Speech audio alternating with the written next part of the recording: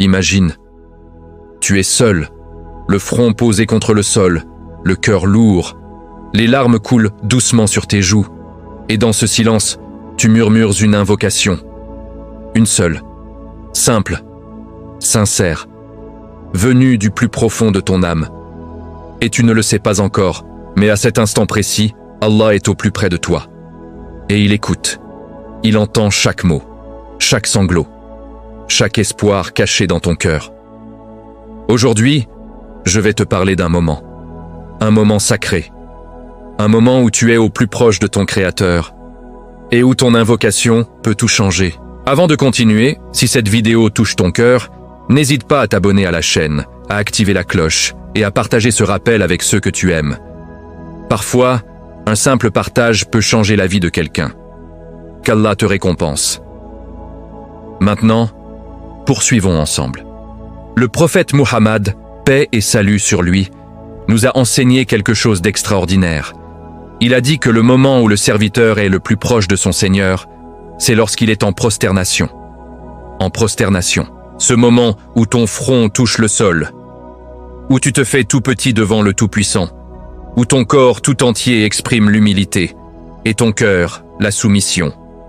Réfléchis un instant. Dans toute ta journée, dans toutes tes prières, c'est à ce moment précis que tu es au plus proche d'Allah. Pas debout, pas en inclinaison, mais là, le front contre terre. C'est là qu'il t'entend le mieux. C'est là que ton invocation traverse les cieux. Alors pourquoi passons-nous si vite en prosternation? Pourquoi ne profitons-nous pas de ce moment béni? Le prophète, paix et salut sur lui, nous a également dit de multiplier les invocations durant la prosternation, car c'est un moment propice pour qu'elles soient exaucées. Propice. Imagine ce que cela signifie. Allah t'offre un moment, un instant précis dans ta prière, où tu peux demander ce que tu veux, où tu peux pleurer devant lui, où tu peux lui confier tes peines, tes doutes, tes rêves, tes besoins. Et il écoute, il répond. Pas toujours comme tu l'imagines, pas toujours au moment où tu le souhaites, mais il répond, toujours. Car sache ceci, mon frère, ma sœur, chaque invocation sincère est entendue, aucune n'est perdue. Le prophète, paix et salut sur lui, nous a enseigné qu'Allah répond à l'invocation de 3 façons. Soit, il te donne ce que tu demandes dans cette vie. Soit, il écarte de toi un mal équivalent que tu ne vois même pas. Soit il garde cette récompense pour toi pour le jour dernier.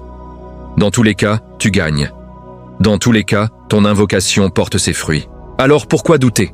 Pourquoi hésiter? Pourquoi rester silencieux alors qu'Allah t'invite à lui parler? Laisse-moi te raconter quelque chose. L'histoire d'un frère. Appelons-le Ahmed. Un homme comme toi et moi. Un père de famille. Il travaillait dur pour subvenir aux besoins de sa femme et de ses 3 enfants. Mais la vie n'était pas facile. Les factures s'accumulaient. Le loyer était en retard. Son patron venait de réduire son salaire. Et comme si cela ne suffisait pas, sa mère tombait malade. Elle avait besoin de soins, de médicaments coûteux, de temps, d'attention. Ahmed se sentait écrasé. Le poids du monde sur ses épaules.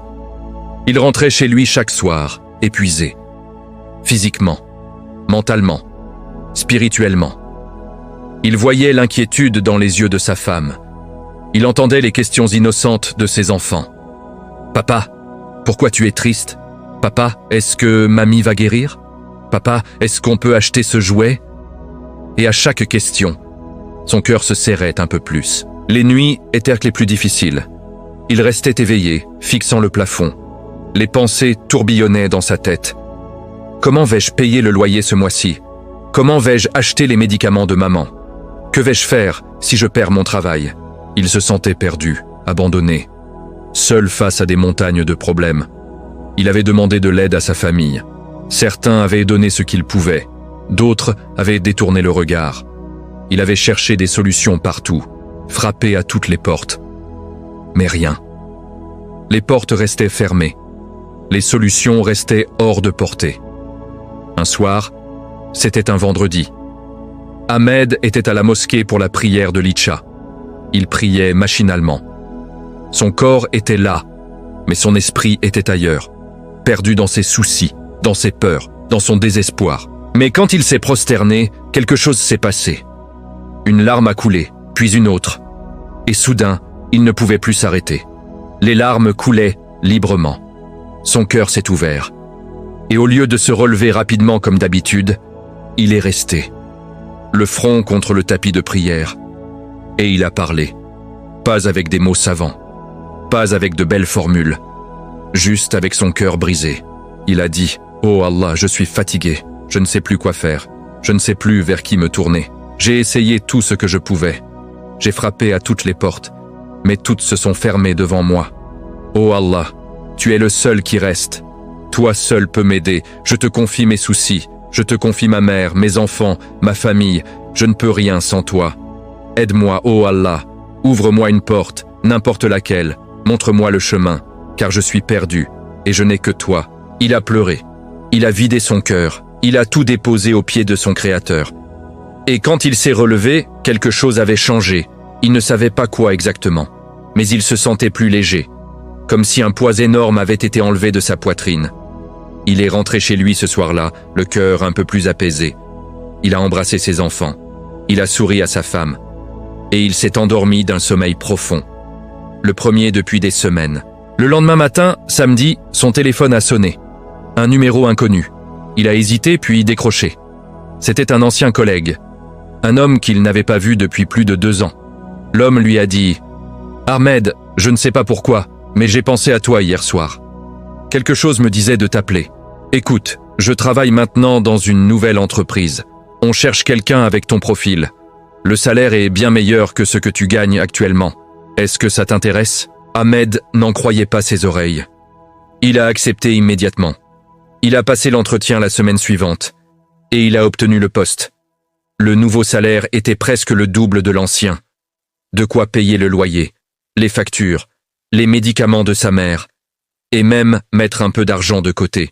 Mais ce n'était pas tout. Quelques jours après avoir commencé son nouveau travail, Ahmed a reçu un autre appel. Cette fois, c'était le médecin de sa mère. Il avait une bonne nouvelle. Un nouveau traitement venait d'être approuvé, un traitement plus efficace et moins cher. La santé de sa mère a commencé à s'améliorer, lentement mais sûrement. Les enfants ont retrouvé leur grand-mère souriante. La maison s'est remplie à nouveau de rire, de joie, d'espoir. Ahmed m'a raconté cette histoire des mois plus tard.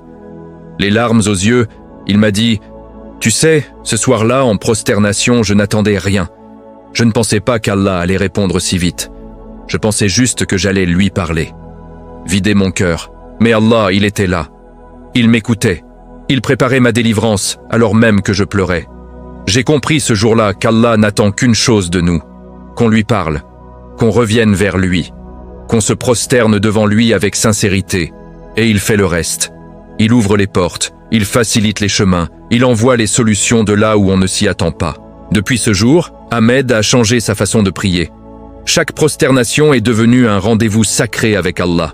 Il prend son temps, il parle, il remercie, il demande, il pleure parfois, il sourit parfois, mais il ne se précipite plus jamais, car il a compris la valeur de ce moment, la puissance de cette position, la proximité qu'elle offre avec le Créateur. Tu sais pourquoi Allah aime qu'on l'invoque? Ce n'est pas parce qu'il a besoin de nous, c'est parce que l'invocation, c'est notre lien avec lui. C'est notre reconnaissance qu'il est le seul capable de nous aider. C'est notre humilité, notre retour à lui. Allah dit dans le Coran « Invoquez-moi, je vous répondrai ». Il ne dit pas peut-être, il ne dit pas si vous êtes parfait. Il dit « Je vous répondrai ». Point final.